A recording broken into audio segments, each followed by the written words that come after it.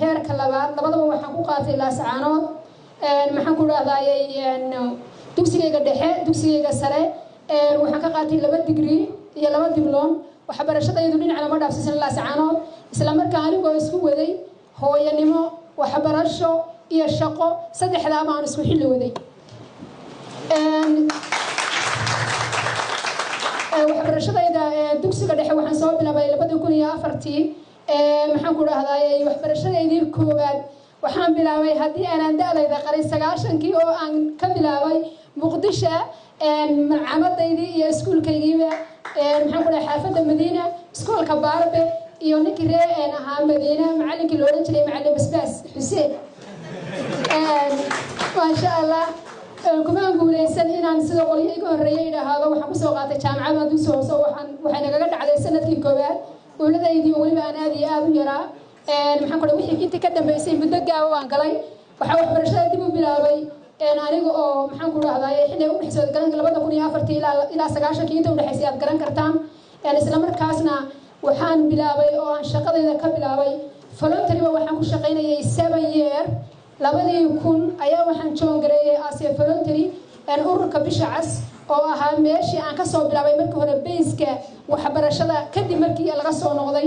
inta gaabka aan ka soo noqday oo aan ka dhigtay muddo maxaan ku dhahday first year-ka iyo supplementary course waxaana la join gareeyay oo iga naga codsadeen ardayda xilligaas inaanu ugu shaqeyno as a voluntary 2001 bishii afraad 2001 ilaa 2000 maxaan ku dhahday 5tii bishii 11aad waxaan ku shaqeynayay volunteer anigoo ahaa first aid instructor ama macallinka first aid-ka 2000 maxaan ku dhahday 5tii bishii 11aad ilaa 2007 bishii 6aad waxaan ahaa community development worker waxaan la shaqeynayay German Red Cross barnaamij ay keentay oo ahaa biyaha iyo caafimaadka waxaan u joogay qaybta maxaan ku dhahday caafimaadka laba nin baan soo wada shaqeynay oo xilliga barnaamijka aan ka soo wada shaqeynay labadiba goobta ay fadhiyaan waa Saciid Xaaji Nuur iyo Cabdulqaadir Cabdi Warsame maxaan ku dhahday 2000 iyo maxaan ku dhahday 9kii ilaa 2011 July waxaan ahaa madaxa dhalinyarada iyo volunteer-ka SRCS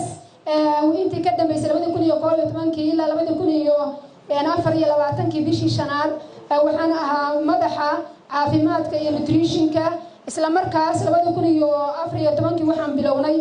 isbitaal bareefad ah oo markaanu aragnay baahiyaha maxaan ku dhahday uu qabo gobolka caafimaadka uu qabo